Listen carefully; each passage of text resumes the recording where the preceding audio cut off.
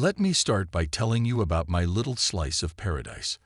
I live on a small farm at the edge of Willow Creek Estates, far enough from the main neighborhood to feel like I'm in my own world, but close enough to still be part of the community. My land isn't perfect.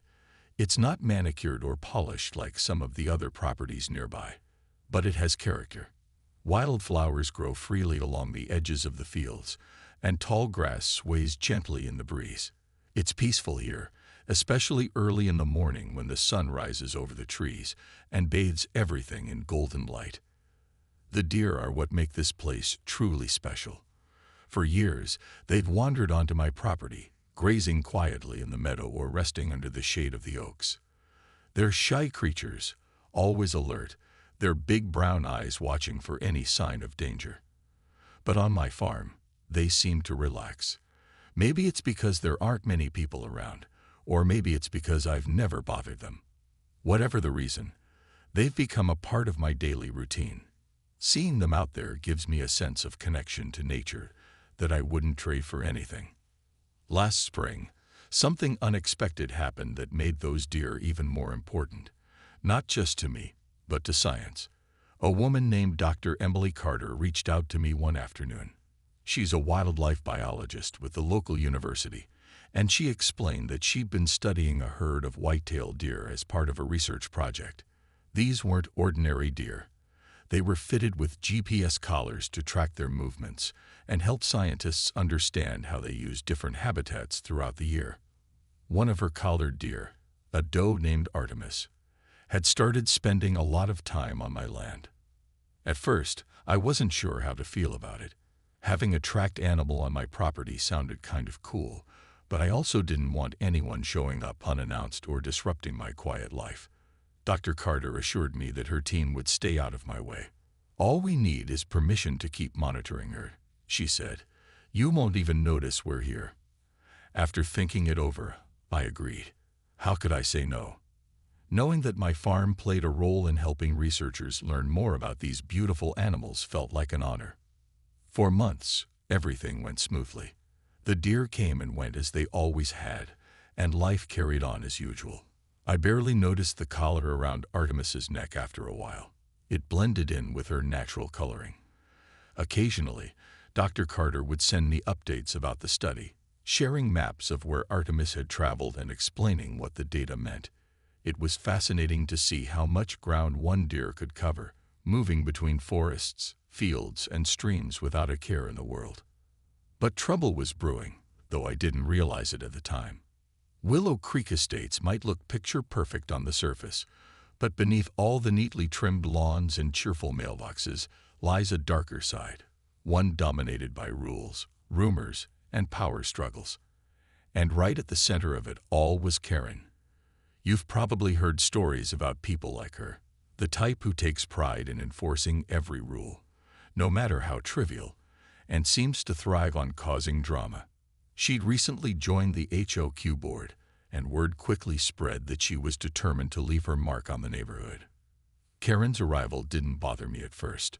Sure, she was known for nitpicking details and making mountains out of molehills, but I figured she'd leave me alone since I lived on the outskirts of the development.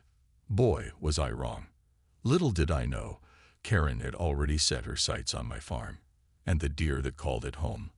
What happened next turned my peaceful sanctuary into a battleground, and nothing would ever be the same again. Karen wasn't just your average neighbor. She was the kind of person who made it her mission to enforce every rule, no matter how small or ridiculous it might seem. You know the type, always quick to point out when someone's mailbox is slightly crooked or when a garden gnome looks out of place. In Willow Creek Estates, Karen had quickly become infamous for her clipboard-carrying patrols and her knack for finding fault in everything. She wasn't just involved in the HOA. She practically was the HOA. One sunny afternoon, while I was tending to my vegetable patch near the edge of my property, I heard footsteps crunching through the gravel driveway. Looking up, I saw Karen striding toward me with the kind of confidence that bordered on arrogance. She wore oversized sunglasses perched on top of her perfectly styled hair, and her designer yoga pants screamed suburban wealth. In one hand, she held her ever-present clipboard, and in the other, she clutched a pen like it was a weapon. "Hi there," she said in a tone that was anything but friendly. Without waiting for a response, she gestured vaguely at the wildflower meadows surrounding my farm. "You really should do something about those weeds." There, unsightly. I stopped what I was doing and stared at her, trying to keep my expression neutral. The so-called weeds she was referring to were actually native wildflowers.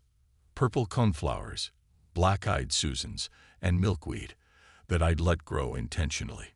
Not only did they attract pollinators like bees and butterflies, but they also added a touch of natural beauty to the land. To call them weeds felt like an insult. "They're not weeds," I replied calmly, brushing dirt off my hands. "They're wildflowers. They're good for the environment." Karen raised an eyebrow, clearly unimpressed. "Well, they're certainly not helping your property value. And those deer tracks." She pointed to the faint imprints in the soft soil near the trees. "They're ruining your lawn. Honestly, you should consider doing something about them. Maybe install a fence or hire pest control." Her words hit me like a splash of cold water. Deer tracks. Ruining my lawn. I couldn't believe what I was hearing. Those tracks weren't damage. They were proof that wildlife still thrived here, even in the midst of cookie-cutter neighborhoods and manicured lawns. But arguing with Karen felt pointless. She didn't care about nature or ecosystems. All she cared about was maintaining some impossible standard of perfection. "I'll take it under advisement," I said dryly, turning back to my vegetables. It was a polite way of dismissing her without outright starting a fight. For a moment, I thought she might leave, but instead, she lingered, scanning my property with a critical eye. "You know," she continued, her voice dripping with condescension, "this whole area could use some improvement. Those trees over there, they block the view. And that patch of tall grass, it's practically begging for snakes. Have you thought about cutting it down?" I clenched my jaw, forcing myself to stay calm. "The trees provide shade, and the grass gives shelter to birds and other animals. This isn't a golf course, Karen. It's a farm." She gave me a tight-lipped smile, the kind that said she thought I was being unreasonable. "Suit yourself," she said before walking away, her heels clicking loudly against the gravel. As she disappeared down the driveway, I exhaled a breath I hadn't realized I'd been holding. The encounter left me feeling uneasy, like I'd just dodged a bullet. But deep down, I knew this wouldn't be the last time Karen meddled in my business. Over the next few days, I couldn't shake the feeling that something was off. Karen's visit had planted a seed of doubt in my mind. Was she really just concerned about aesthetics, or was there something more behind her complaints? I started paying closer attention to her behavior, noticing how she seemed to scrutinize my property whenever she drove past. Her car would slow down, and I'd catch glimpses of her peering out the window, jotting notes onto her clipboard. Neighbors began mentioning her too. One afternoon, while chatting with Linda from down the road, she confided in me about Karen's latest antics. "She left a note on my door yesterday," Linda said, rolling her eyes. "Apparently, my flower pots are too colorful and distracting for the neighborhood aesthetic." Can you believe that? I laughed, but it was a hollow sound. Karen's obsession with control was starting to affect everyone, not just me. Still, I tried to brush it off. After all, what harm could she possibly do? My farm was private property, and I doubted she'd go out of her way to cause real trouble. At least, that's what I told myself. But as the days turned into weeks, I noticed subtle changes. The peaceful mornings I once cherished began to feel tense, like I was waiting for the other shoe to drop. Karen's presence loomed over everything, casting a shadow over the sanctuary I'd worked so hard to create. And then, one fateful evening, my worst fears came true. What happened next changed everything, and proved that Karen wasn't just a nuisance. She was dangerous. It was a quiet evening, the kind where the world feels still and untouched. I had spent the day working in the garden, pulling up weeds and planting new rows of vegetables. The air was cool, carrying the faint scent of earth and wildflowers. As darkness settled over the farm, I decided to call it a night, heading inside to wash my hands and make a simple dinner. But just as I was about to sit down, a sharp sound shattered the calm, a loud crack that echoed across the fields. At first, I froze, unsure of what I'd heard. Was it fireworks? A car backfiring? Or maybe a tree branch snapping in the wind? My mind raced through possibilities, but deep down, I knew it wasn't any of those things. That sound was too deliberate, too sharp. It was the sound of a gunshot. My heart started pounding as I grabbed a flashlight from the kitchen counter and hurried outside. The beam of light cut through the darkness as I scanned the fields, searching for signs of movement or anything out of place. At first, I saw nothing unusual, just the familiar shapes of trees swaying gently in the breeze. But then I noticed something near the edge of the woods, a trail of blood leading from the forest to the meadow, ending in a patch of flattened grass.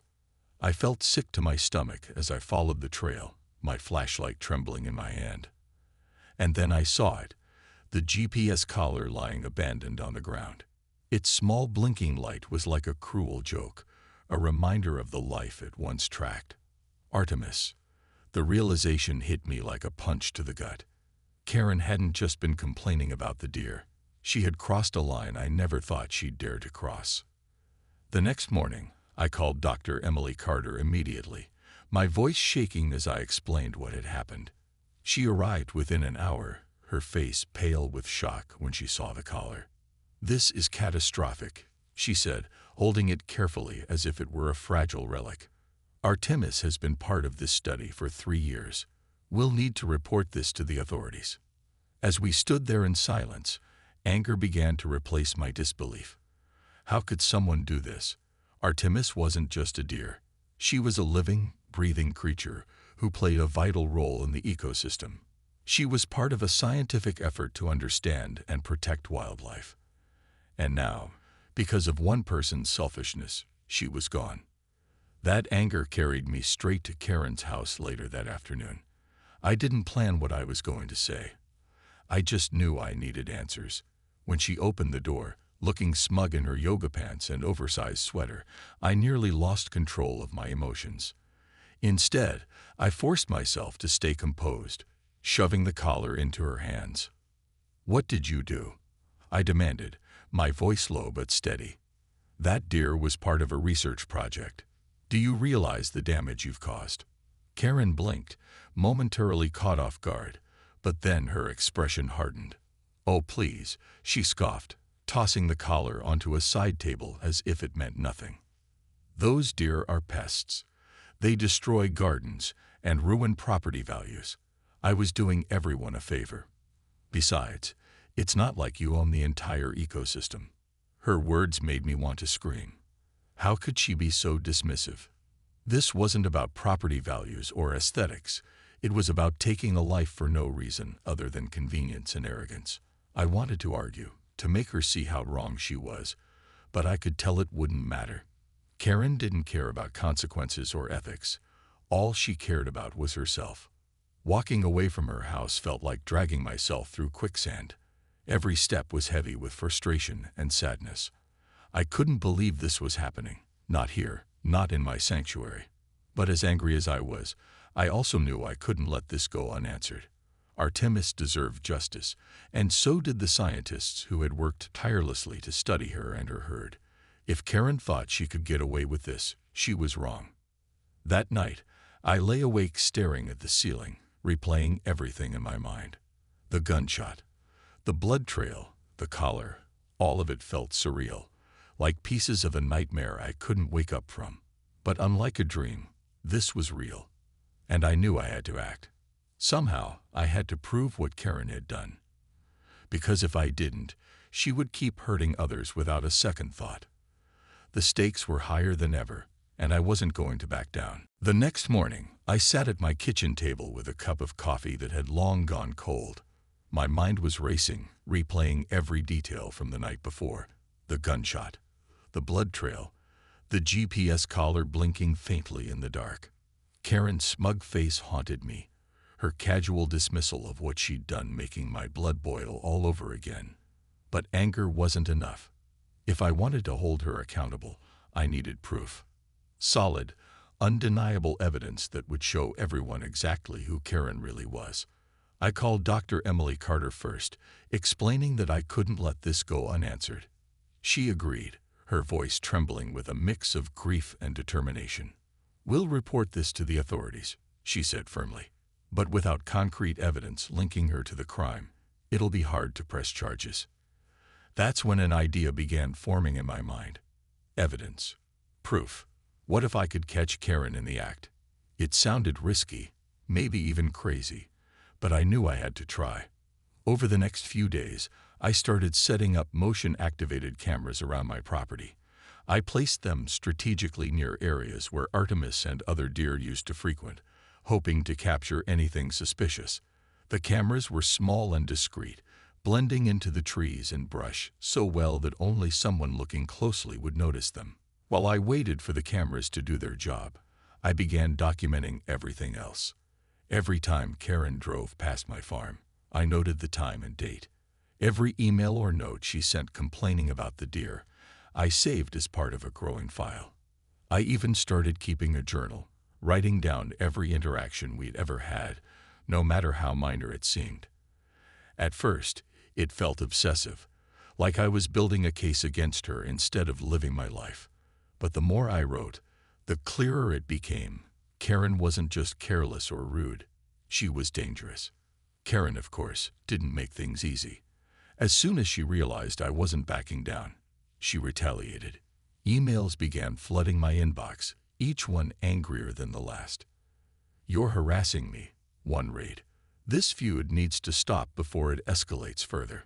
Another threatened legal action if I didn't cease and desist my accusations. Her words dripped with indignation, as if she were the victim in all of this.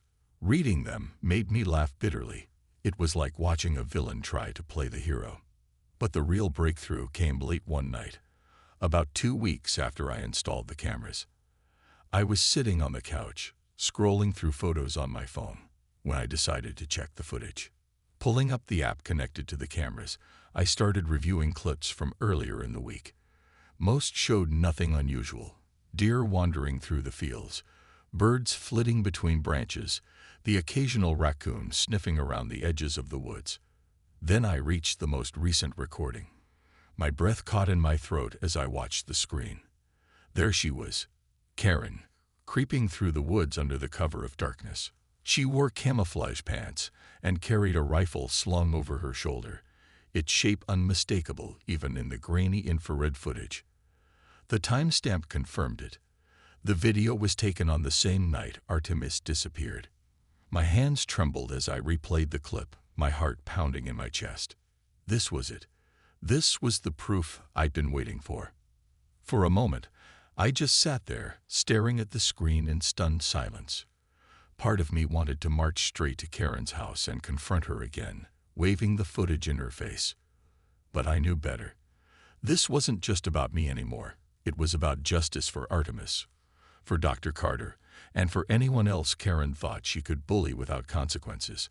I needed to handle this carefully, to make sure she couldn't wiggle her way out of it. The next day, I called a special HOA meeting, inviting Dr. Carter and several concerned neighbors to attend.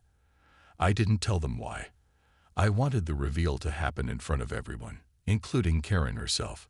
If she thought she could intimidate me into silence, she was about to find out just how wrong she was. As I prepared for the meeting, I felt a strange mix of nerves and resolve. This was it, the moment I'd been working toward. And no matter what happened next, I knew one thing for certain. Karen wouldn't get away with this. Not on my watch. The day of the HOA meeting arrived, and I could feel my nerves buzzing like electricity under my skin. I had spent hours preparing for this moment, rehearsing what I would say, double-checking the video footage, and making sure everything was in order. Still, no amount of preparation could calm the storm of emotions swirling inside me. This wasn't just another neighborhood gathering. It was a reckoning. And as much as I wanted justice, I couldn't shake the fear that things might not go my way.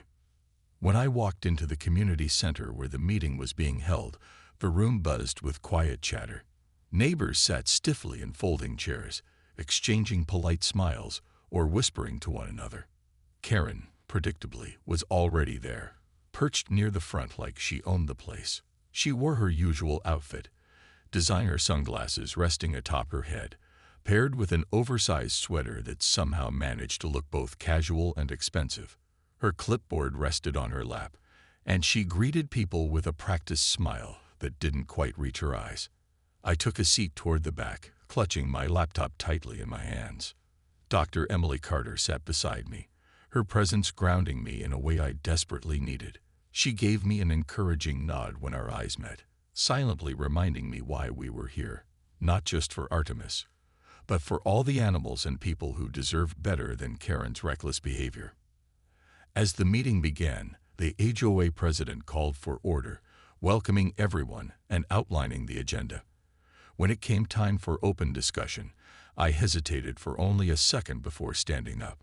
My heart raced as all eyes turned to me, but I forced myself to speak clearly, projecting my voice so it carried across the room.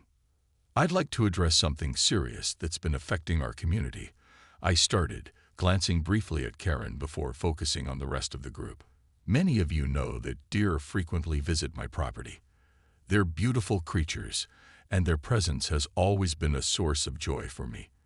But recently, one of those deer, a GPS-collared research animal named Artemis, was killed illegally on my land."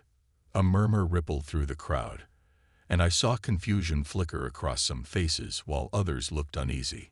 Karen shifted slightly in her seat, though she maintained her composure. Taking a deep breath, I continued. "This wasn't just any deer," I explained, gesturing for Dr. Carter to stand beside me. "Artemis was part of a long-term study conducted by Dr. Emily Carter from the local university. Her death disrupted years of valuable research and violated state laws against illegal hunting." Dr. Carter stepped forward then, speaking softly but firmly. "These studies are crucial for understanding how wildlife interacts with human environments," she said. "Losing Artemis isn't just a personal loss. It's a setback for science and conservation efforts." The room fell silent after her words, the weight of what had happened sinking in. Then, without hesitation, I pulled out my laptop and connected it to the projector screen at the front of the room. As the video footage appeared, showing Karen sneaking through the woods with her rifle, gasps erupted from the audience. Some people covered their mouths in shock, while others exchanged horrified glances. On screen, the timestamp confirmed it was the same night Artemis disappeared. Karen's face turned pale, her confident demeanor crumbling as the truth unfolded in front of everyone. For once, she was speechless. When the video ended, I turned to face her directly, my voice steady despite the adrenaline coursing through me. "This is illegal hunting on private property," I said, letting the words hang in the air. "Not only did you kill a protected research animal, but you also broke the law. How do you justify that?" For a moment, Karen tried to deny it, stammering excuses about pest control and property rights. But the evidence spoke louder than anything she could say. One by one, members of the HOA board, and even some neighbors, spoke up, condemning her actions. By the end of the meeting, the verdict was clear. Karen had gone too far, and the community wouldn't tolerate it any longer. As the meeting adjourned, I felt a strange mix of relief and exhaustion. Justice had been served, or at least the first step toward it. But the scars left behind would take time to heal. Still, watching Karen slink out of the room, stripped of her power and influence, gave me a small sense of satisfaction. The fight wasn't over, but for now, we had won. The aftermath of the HOA meeting felt like a whirlwind. While Karen's reputation crumbled in front of everyone, I knew that exposing her actions was only half the battle. Real justice would require more than just public shaming. It needed accountability. With Dr. Carter's help, we took the video footage and all the documentation I had gathered to the local authorities. The sheriff's department agreed to investigate, citing violations of wildlife protection laws, as well as trespassing on private property. Karen didn't go down without a fight, of course. In the days following the meeting, she sent me angry emails accusing me of slander and harassment. She even showed up at my farm one afternoon, demanding that I retract my false accusations. But this time, I wasn't intimidated. Armed with evidence, I stood my ground, calmly telling her that the truth spoke for itself. Defeated, she stormed off, slamming her car door so hard it echoed across the fields. Meanwhile, news of the scandal spread quickly through Willow Creek Estates. Neighbors who had once feared or ignored Karen began sharing their own stories of her overreach. Linda from down the road confessed that Karen had once threatened to fine her for having too many bird feeders in her yard. Another neighbor revealed that Karen had reported him to the HOA for letting his dog bark during the day, even though it rarely made a sound. Slowly but surely, people started realizing how toxic her behavior had been all along. As the investigation unfolded, the university where Dr. Carter worked issued a formal statement condemning Karen's actions. They highlighted the importance of research animals like Artemis and called for stricter enforcement of laws protecting them. Local news outlets picked up the story, shining a spotlight not just on Karen, but also on broader issues of wildlife conservation and suburban encroachment into natural habitats. Reporters even visited my farm, interviewing me and Dr. Carter about the incident. It was surreal seeing my name in print, knowing that our little corner of Willow Creek had become part of a larger conversation. Despite the media attention, I tried to stay focused on what mattered most, honoring Artemis and ensuring something positive came from her loss. Dr. Carter suggested establishing a conservation easement on my property, a legal agreement that would permanently protect the land from development and preserve it as a safe haven for wildlife. At first, I hesitated. Making such a commitment felt daunting, especially since it meant giving up certain rights to the property. But the more I thought about it, the more it made sense. This land wasn't just mine. It belonged to the deer, the birds, the bees, all the creatures who relied on it for survival. By protecting it, I could create a lasting legacy for Artemis and every other animal who called this place home. With Dr. Carter's guidance, I reached out to a local environmental organization to help draft the easement. They explained the process in detail, answering my questions and addressing my concerns. It wasn't easy. There were forms to fill out, meetings to attend, and legal fees to cover, but I didn't mind. Every step felt like a tribute to Artemis, a way to channel my grief into action. Karen, meanwhile, seemed to fade into the background. Rumors circulated that she had quietly resigned from the HOA board and put her house up for sale. Whether she moved away or simply retreated from public life, no one knew for sure. And honestly, I didn't care. What mattered was that her reign of control was over. The community had come together to stand against her bullying, and in doing so, we had reclaimed our neighborhood. One evening, as I sat on my porch watching the sunset paint the sky in shades of orange and pink, I felt a sense of peace wash over me. The field stretched out before me, alive with the sounds of crickets chirping and leaves rustling in the breeze. For the first time in weeks, I allowed myself to breathe deeply, letting go of the anger and frustration that had weighed me down. Artemis was gone, and nothing could bring her back. But because of her, something remarkable had happened. Her death had sparked change, not just in Willow Creek, but within me. I had learned the power of standing up for what's right, even when it feels impossible. And while the scars of this experience would always remain, they reminded me of the strength I didn't know I had until now. This land, imperfect and wild, was still beautiful, and thanks to Artemis, it would stay that way. For good. Months have passed since the day I exposed Karen and her reckless actions, and life in Willow Creek Estates has slowly begun to heal. The neighborhood feels different now, lighter, freer, as if a dark cloud that had been hanging over us for years has finally lifted. Without Karen's constant interference, people seem more willing to embrace imperfections, whether it's an untamed garden or a quirky holiday decoration. Conversations among neighbors are warmer, less guarded, and there's a renewed sense of community that wasn't there before.